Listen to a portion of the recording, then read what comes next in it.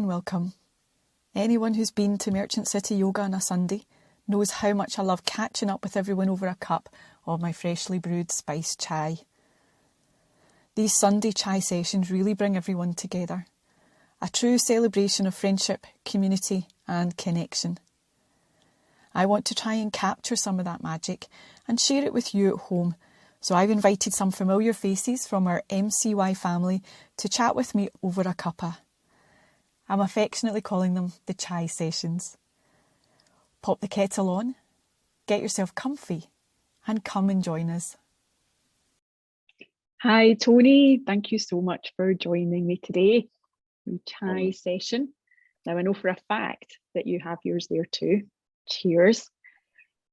So before we get started, just a little bit about you, just for anyone watching or listening that maybe hasn't met you yet. So Tony comes and teaches on our yoga teacher training program here at Merchant City Yoga as part of the CYS yoga teacher training.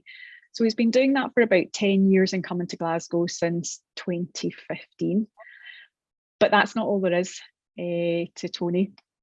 So he's a teacher, meditation, mantra, the energetic, the yogic body, which is what he comes and shares with us along with mantra. He also teaches music. He's a therapist, both in terms of sound therapist, massage therapist. Hell, he's even an astrologer and a voluntary chaplain at Strathclyde University. And most recently, he's started a business, a not-for-profit called Good Vibrations, and they are doing amazing work, helping people learn through music and also helping them find some relaxation through music and sound and meditation, and working with organisations like the charities Men Matter Scotland and Mentor Scotland, and also looking to start to work in the recovery cafes that run here in Glasgow as well. So lots of amazing work. I asked Tony to send through a biog just before we started here, just to make sure I was picking everything up. And while I kind of knew most of it, there was a couple of things that surprised me, Tony. So I think way back in the mist of time, I knew that you'd been to Oxford to study biology, but what I hadn't appreciated was, first of all, that you were there on a scholarship, which is amazing. And also that, I'm looking down here so that I can read this to make sure I get it right, that you were a PA to Stephen Sondheim for a year on a musical theatre course that was sponsored by the one and only Cameron McIntosh. How did that happen? Well, but before we get to the yoga stuff. Well, while I was at university there at Oxford, I was studying biology, but I had written and produced 2 musicals at my college there, and they knew I had this interest in music theatre, and I'd gone over to Broadway in 2 of my holidays from uni to see some of Sondheim's works, because I was a real fan of his. And in the end of the 3rd year, the master's secretary invited me into her office, and she said, look, Cameron McIntosh is sponsoring a course here, and we've got this guy called Stephen Sondheim who's coming over to teach it. And she said, we're a bit stuck for a PA and wondered if we could employ you to be Stephen Sondheim's PA for a year. Oh, and you said, let me think about that. Or yeah, I was like, all of a second, twist my arm, Yeah. Oh, let me check my diary. How amazing. Yeah, and I just graduated. I was just coming up to graduate, so all my things were finished, and they were paying me a good amount per hour, giving me a free accommodation, giving me full access to, I had to organize all the master classes, but I was also sitting in on them because I had to record them and help the students. We had to visit Cameron McIntosh's house in Russell Square in London. The pile on the carpet was that deep. And we saw all of Cameron McIntosh's shows in London, and we saw Sunday in the Park with George from first auditions through to premiere performance as part of the workshop of musicals. Which does beg the question, Tony, why you're now teaching with me on the yoga teacher training rather than in Hollywood. But we'll maybe save that conversation for another day. So like I mentioned, you come and join us for a session on the teacher training all around what's kind of variously known as the yogic body or the subtle body or the energetic body. And I mean, I don't know about you, but I'm kind of torn between whether I think these more what might be seen as traditional and esoteric systems of yoga are getting a little bit left behind in the sort of modern age of yoga. But that's not quite the whole story either, because sometimes I do think that when people do embrace these teachings, sometimes it's almost at the detriment of some of the really good stuff that has come out of practicing yoga in the modern age as well. What are your thoughts around that? Do you think it's kind of maybe getting a little bit forgotten about or a little bit left behind? Yeah, well, there's a couple of things to mention there. One is that what people think of as being esoteric, during the course I try and explain it's a lot more sort of down to earth and practical than people might realize. Like all the elements associated with the chakras is all to do with the functions of the body and the nervous system. And I think, one thing that the course is really good at doing as a whole is integrating lots of different aspects of yoga and making it understandable for people. I always remember you were, Judy, no Om. you wanted to do yoga with no ohms. Maybe. And now, you really enjoy mantra and sound, and you've realized, the power of, using these different things and integrating them in one's practice. And I think that's a really nice thing about the course, is that you can sort of introduce yoga as a physical exercise, but then you sort of add on these other layers. You add on the philosophy from the yogic scripts, from the Vedas and Upanishads, of the, different people that come in, people that kind of teach energy work, people that teach, meditation and breath work. And it's really nice and holistic, and it's not too out there and it's not to just a physical exercise. And I think that's good, because yoga as a philosophy and a practice is something that takes you from the physical to the metaphysical in a very kind of gentle and slow process. And we kind of give a little bit of a roadmap, I think, on the course to sort of look at, well, this is where we're starting. It's all very practical, but there are other layers that you can add on.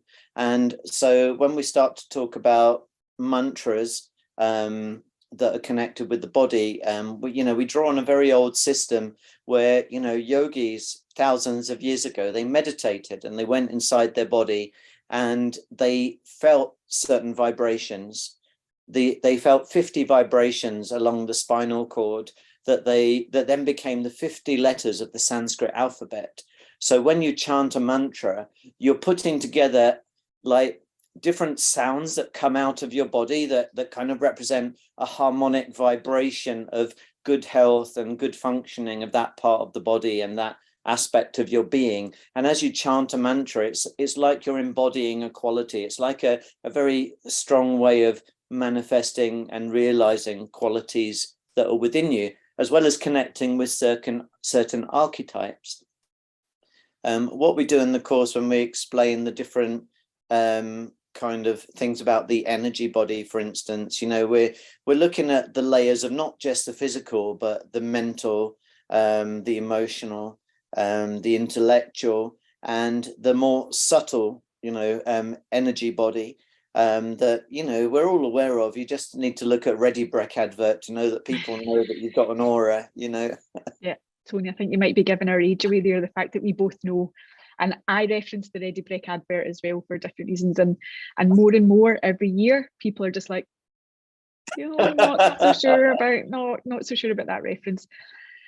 I mean, going back to what you were saying there, though, although maybe I wouldn't be first in line for some of these classes, for me, it's particularly on the training course, but even just as a practitioner and teacher, it's about exploring and acknowledging the breadth of the teachings that this thing called yoga encompasses, but also recognizing some very long held teachings and systems and traditions. I mean, I recently did a history of yoga course, and one of the modules there was looking at the Tantra tradition and the Tantra systems.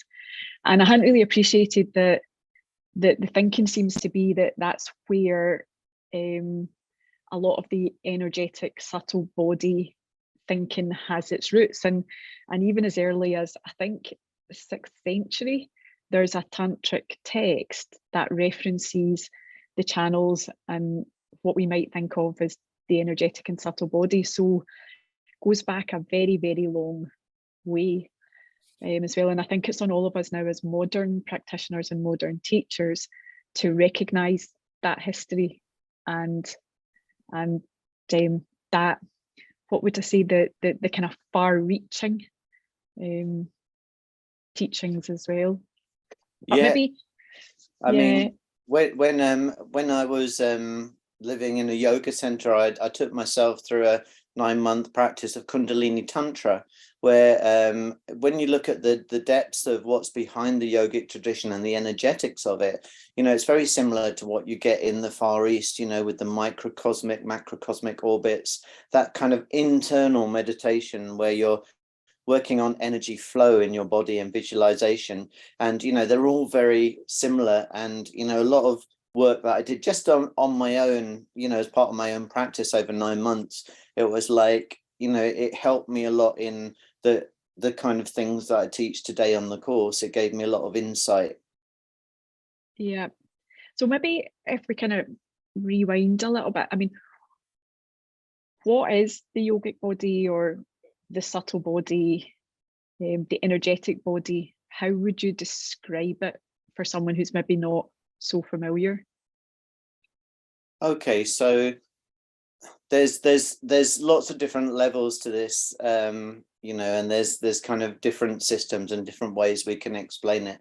But if we think of there's a very simple one that we can perhaps start with, and that's the idea of the koshas, the sheaths that we live within. So we've got the body of food that makes up our body, which is called annamaya kosha.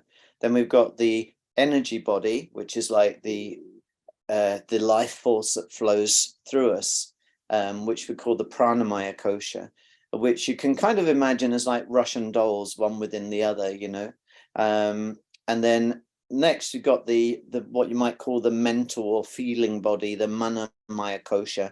Manas in Sanskrit literally means thoughts of the heart, so it's very much connected with our daily thinking and daily, what we would call in the West perhaps our emotional self, and then we've got the Vijnanamaya kosha, which is the body of discrimination, of intellectual thought, of the fact that we're able to make choices and discriminate and know right from wrong and have a conscience, our ability to understand truth and inquire, into philosophy. That's our kind of Vijnanamaya kosha.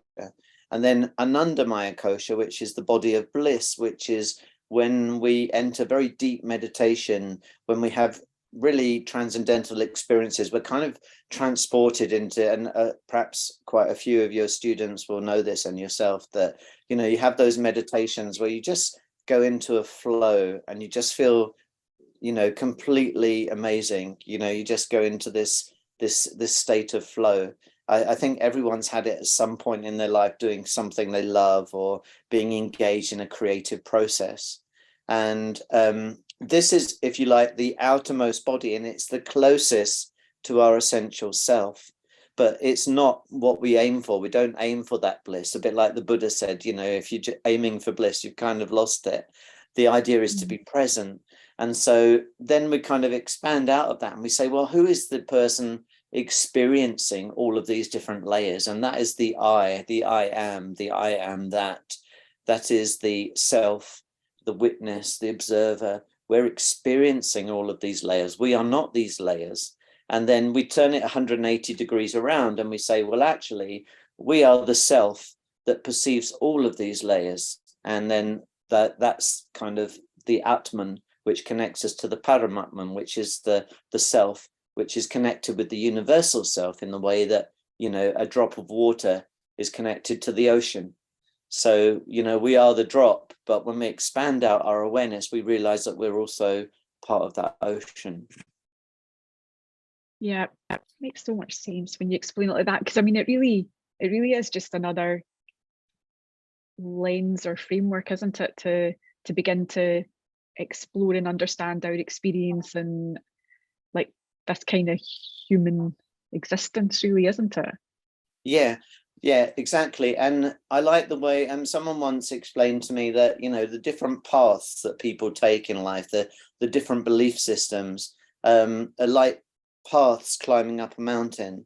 And, you know, these different paths, when we're halfway up the mountain, we look out and it looks different to the person climbing another path on the other side of the mountain. But as we get higher up, we see more of the view. And then we realize, oh, it's all just one mountain, you know, and with different views. And, you know, I think that, you know, this kind of whole way of looking at things is totally compatible with any worldview. You know, it's compatible with, like, it doesn't matter what your religion is, you can still get it and understand it, you know. Mm-hmm. So how do you think, like, you know, the yoga postures that we practice and some of the other techniques that we practice, how can they influence this energetic or yogic body? So, and I suppose we could ask that the other way around as well, couldn't we? How does the subtle body influence the postures we practice and the other techniques that we practice too? Well, if you consider the meaning of the word yoga, you know, it means union. And people often think of yoga as just being a physical exercise. But if you like, it's a matter of becoming at one with yourself. Yeah, that's what yoga is. So a yoga class could be going along and lying down and doing a savasana, a deep relaxation. Yeah, that would be a really good yoga class, wouldn't it? Yeah. It could be going along and meditating for half an hour. Yeah, but the whole way that the yogic system is set up is to take you on a step-by-step path, on a journey to that, finding that union with yourself, that oneness, that wholeness. And so it starts off with the physical side. And then we realize that when we're holding postures, our spine is aligned in a certain way, energy flows in a certain way. And within any yoga posture, you're normally activating at least 2 of what we call chakras, or which are kind of connected with the nerve plexuses in the spine. That's kind of what is equivalent to what we call chakras. It's kind of a physical place as well. And we can focus on certain qualities of those chakras, if you like, qualities of our nervous system related to that part. So if you think about the lower part of the body, you know, those chakras are connected with letting go. And that's not only on a physical level, but also on an energetic level. It's also about emotionally being able to let go. So someone, you know, for instance, we might say someone who's constipated has problems in letting go. And that can also mean that that's come out of an emotional, not able to let go or process some things and let go. So, you know, a little bit like Louise Hay, how different parts of the body can kind of represent different qualities. So that's exactly the same thing in yoga. And so as you go along, you realize, okay, so I can do a posture, but I can also do a breath. I can do a visualization. I can also focus on certain parts of my body, and I can chant the mantras for those parts of the body that help me focus and really concentrate the pose and hold it for longer, which gives me more benefits. Yoga is designed so that after you've done a full yoga practice, the body is ideally prepared to do some meditation. So after the breath work as well, which is connected with the mind and balancing the sympathetic and parasympathetic nervous system, which they call Ida and Pingala, or the sun and moon, channels in the body. Once you've balanced all of that with your yoga practice and your breath work, you then sit down in meditation and you go into a deeper state of union. So yoga is telling you the path. And then there's the yamas and the niyamas. There's things to practice and things not to practice that help us live a good lifestyle. So, you've got all these chunks, which is a whole kind of social framework of existence, which I just find fascinating. That the whole culture of yoga is actually about this whole way of living your life so that, you are non-violent, so that you live in harmony with society and in harmony with yourself. And it's so much greater than just a physical yoga practice. Yeah, it extends well beyond the sticky yoga mat, doesn't it? Yeah. Yeah, and I think as well, just listening to you talk there, what you're saying, we can take on a number of different levels, because, it may be, you're talking about blockages and not being able to express yourself or whatever. We can take that literally, but also that doesn't need to be taken quite so literally. It can be used as possibly even a metaphor just for further exploration. So like the sense of oneness and union, do you mean? Yeah. Yeah. So I was going to ask, Tony, because you do come and teach on our yoga teacher training program, why do you think it's so important that we explore these topics, that we cover these topics in the setting of a modern yoga teacher training program? Well, if you think about a lot of the kind of young fitness experts that have got their Instagram pages up and are putting up a different posture or technique every day, quite often you find that it's a very physically based process, a very physically based practice. And if you look out into life, not everyone has got the perfect body to practice yoga. Not everyone is in a perfect state of health to, do some of the yoga practices on a physical level. I might feel really discouraged, by seeing someone who's super fit and amazing and really, looks the real deal and is doing all this amazing postures. And I think this course kind of allows you to be anyone and to approach yoga. There is some physical work with it, but it is kind of, you can adapt that if your body kind of has certain problems. And it looks at yoga from a larger point of view, that yoga is about union. It's about looking at this process of allowing the energy in the body to flow so that you can be at one with yourself, so that you can find inner peace and you can learn to meditate, you can learn to relax, you can learn to have a life that's more in harmony with the world around you, and you can find peace with the people in your life. So it's a lot more than, it's a lot broader than just a physical practice. And I know that you do, on the course, you do give a really firm physical practice that reflects the training that all of you guys have had, which is amazing. But you also don't neglect the higher aspects, and you bring those in. So there's kind of something for everybody, and it develops. It makes it a lot more integrated than I think I've seen other courses. Yeah. You maybe talk a little bit about where your work with sound ties into that. So all my life I've been a musician, a pianist, a singer-songwriter, and I started learning meditation when I was 17 in London at School of Economic Science, and I went to do a course about Plato and meditation, and looking at the mind. And I've just always been fascinated by mantra. I've had lots of different gurus through the years, several different kind of teachers and people that have taught me things about sound. And I guess I've sort of combined my inherent kind of feeling for music with, this knowledge of sound.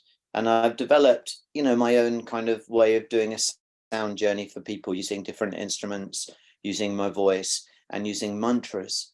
I've also kind of, in another way, I kind of teach mantra meditation, and I do kirtan sessions, helping people to sing and discover the power of mantra through those sessions. So I work with sound in a lot of different ways, just as a purely physical tool with the kind of crystal bowls and the Zen bowls and the shamanic drum and the flutes and music.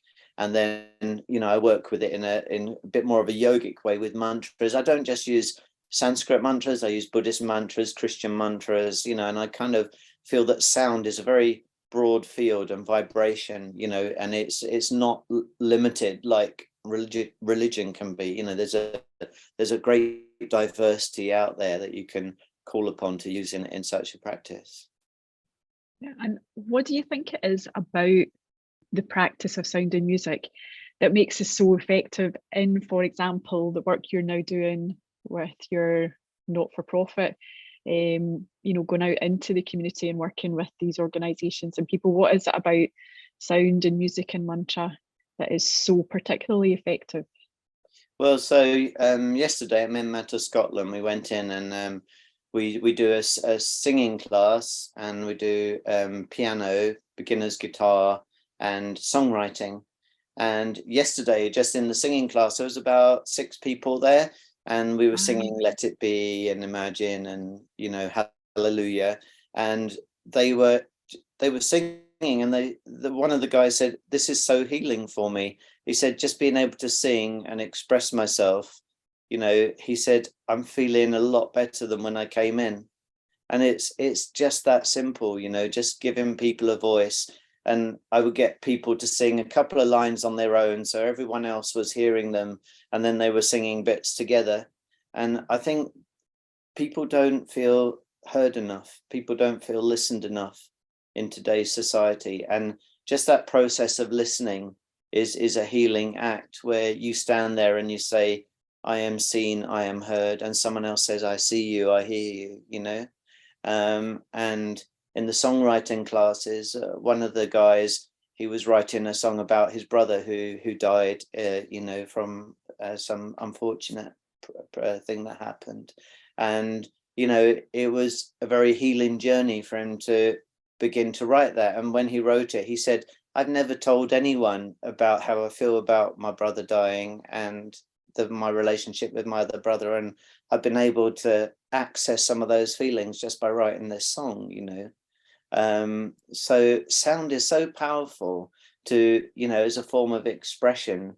And, we might put aside, think, "Oh, it's just music class," but actually it's much more than that. Just like yoga is not just a physical practice. As you do it, there's so much emotional processing that goes on. There's so much letting go. And the two, yoga and sound work really well together, because, you can bring sound into yoga and really amplify what happens within it, in the same way that we're using sound in the music classes to help people with their personal development. And then some of the guys have also come into the sound baths that we do there, and they just lie down, they do a little bit of meditation at the start, making some tones, and then they lie down. And honestly, more than half of them have said they've never felt that relaxed, and they've never felt that calm afterwards. And quite a few of them say, like one last week, he said that, Jesus appeared to him while he was in the sound bath. And then another one was say does Reiki, and he said his hands were on fire after the sound bath. And for like 2 weeks, his Reiki sessions were amazing because the sound had sort of opened some channels in him. And so, we really don't access the power of sound in our daily life enough, I think. So that's why these sessions are so important. God, it's so brilliant that you're able to get out there and do that work. And God, I came out in a bit of a cold sweat there when you were saying you got everybody to sing a couple of lines on their own. I think that might be my worst nightmare. Feel a little bit awkward about that. Well, people that didn't feel confident to sing their own, they just joined in with the chorus, or I sang with them. So they didn't have to, but they were offered the option. You didn't make them do it before they got to this room. No. Oh, but it's so fantastic, and I just feel that we're so fortunate to be able to offer all of this stuff to people, aren't we? And you know, that your person there that just said about they just felt a little bit better when they finished than when they came in. Gosh, if that's all we do, that would change the world. That changes the world, doesn't it? Definitely.